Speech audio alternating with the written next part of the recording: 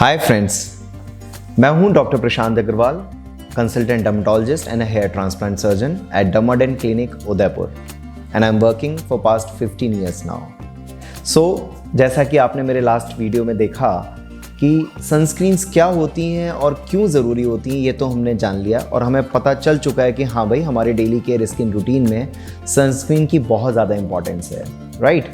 अब ये प्रश्न उठता है कि how to choose a sunscreen.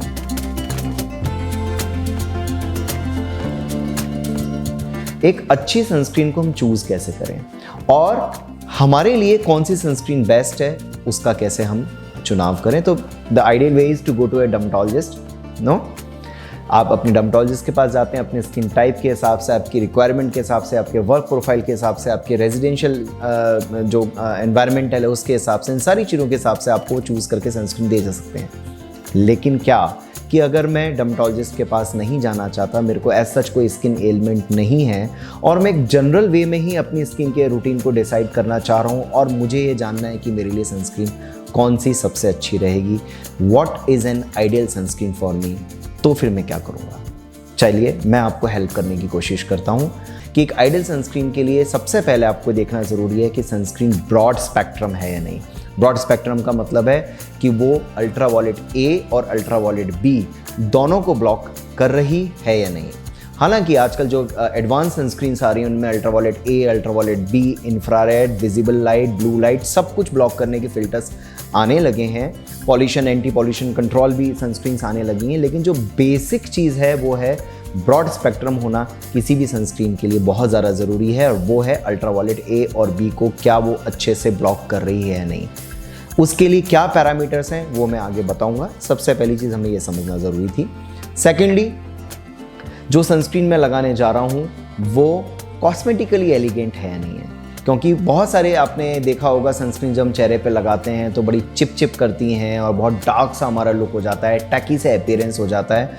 ये सब भी नहीं होना चाहिए। तो वो कॉस्मेटिकली भी एलिगेंट होनी चाहिए, पॉकेट फ्रेंडली होनी चाहिए, सेफ होनी चाहिए, राइट, कोई और साइड इफ़ेक्ट्स नहीं होने चाहिए और फोटो स्टेबल होनी चाहिए, क्योंकि बहुत सारी सनस्क्रीन्स ऐसी होती हैं कि जो उल्टा सन एक्सपोजर के साथ बहुत तेज़ी के संग डिग्रेड होती हैं और उनका जो एक ड्यूरेशन ऑफ प्रोटेक्शन होता है वो काफ़ी कम हो जाता है। तो ये सारी चीज़ें होनी चाहिए। And last but not the least, it should also be water and sweat resistant, ताकि उसकी लॉन्जिटिविटी लंबी चले, जब आप लगाएं तो काफ़ी लंबे समय तक आपको वो प्रोटेक्ट कर सके।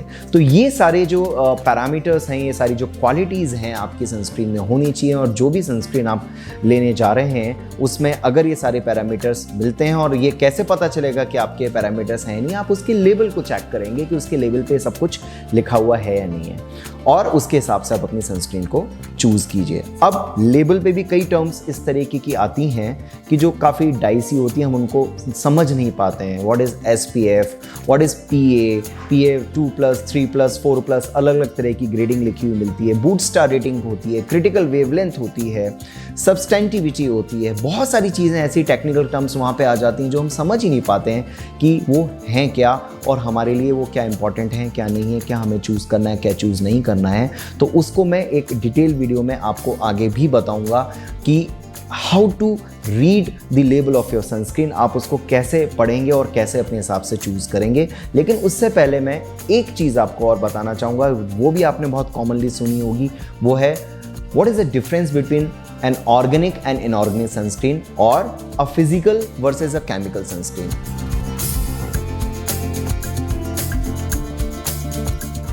बहुत सारी जगहों पे आपने सुना, देखा, पढ़ा होगा या आपने डर्मेटोलॉजिस्ट को ही आपने कहते हुए सुना होगा कि आपको जो है फिजिकल सनस्क्रीन यूज़ करनी चाहिए या केमिकल सनस्क्रीन यूज़ करनी चाहिए, ऑर्गेनिक सनस्क्रीन यूज़ करनी चाहिए या इनऑर्गेनिक सनस्क्रीन यूज़ करनी चाहिए। तो ये क्या बवाल है, ये क्या चीज़ होती है? तो मैं आपको बताना चाहूँगा कि ऑर्गेनिक या केमिकल सनस्क्रीन एक ही बात होती है, इनऑर्गेनिक या फिजिकल सनस्क्रीन एक ही बात होती है। और इन दोनों में क्या डिफरेंस है? केमिकल सनस्क्रीन ऑब्वियसली बहुत सारे तरीके के फिल्टर्स से बनी हुई होती हैं। अब ये फिल्टर्स के डिफरेंट कॉम्बिनेशंस होते हैं। जो कुछ फिल्टर्स होते हैं जो खास तौर से अल्ट्रावायलेट ए किरणों को ब्लॉक करते हैं और कुछ फिल्टर्स होते हैं जो कि अल्ट्रावायलेट बी किरणों को ब्लॉक करते हैं। जिन सनस्क्रीन्स में एवोबेंजोन, बेंजोफिनॉन्स और ओएमसी और सिनामेट्स और पाबा, पैरामाइनो बेंजोइक एसिड, ये सारी चीज़ें जो आपको पढ़ने को पढ़ी लिखी हुई मिल रही हैं, वो सारी चीज़ें केमिकल फिल्टर्स के नाम है और इनको हम केमिकल सनस्क्रीन्स बोलते हैं। बट केमिकल सनस्क्रीन के संग एक दिक्कत है कि they are bit irritant in nature. तो जिसकी भी स्किन थोड़ी सेंसिटिव ज़्यादा होती है, वहाँ पे डर्मेटोलॉजिस्ट अक्सर आपको फिजिकल सनस्क्रीन यूज़ करने की सलाह देते हैं। उसी तरीके से प्रेगनेंसी वगैरह के दौरान भी chemical sunscreen, chemical filters avoid किए जाते हैं, वहाँ पे फिजिकल सनस्क्रीन यूज़ करने की सलाह दी जाती है। तो केमिकल सनस्क्रीन तो आपने समझ लिया। अब फिजिकल सनस्क्रीन क्या होती है और क्या एग्जांपल्स हैं। फिजिकल सनस्क्रीन्स जो होती हैं, आपने अक्सर देखा हो titanium dioxide, zinc oxide, iron oxide, ये जो भी एलिमेंट्स हैं जिस सनस्क्रीन में आपको लिखे हुए मिलते हैं, वो सनस्क्रीन्स फिजिकल सनस्क्रीन्स या इनऑर्गेनिक सनस्क्रीन्स कहलाती हैं। But if you are pregnant, if your skin is sensitive, if you are having a kind of a photosensitive disorder, जहाँ पे आपको चीज़ें ज़्यादा से रिएक्ट करती हैं, उन सारी जगहों पे आपको फिजिकल सनस्क्रीन्स यूज़ करनी चाहिए।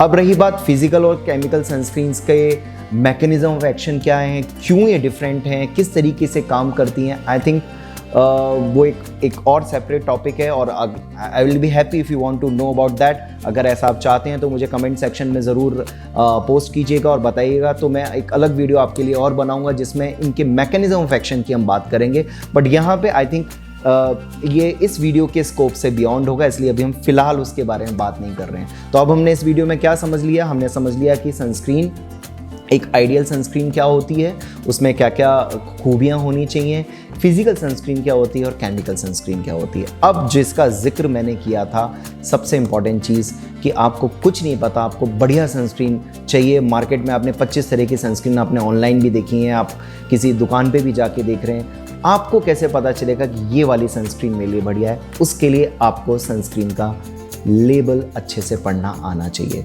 आइए अब हम नेक्स्ट वीडियो में बात करेंगे कि how to read the label of your sunscreen, जिससे आपको पता चले कि आपकी सनस्क्रीन आपके लिए कितनी अच्छी है।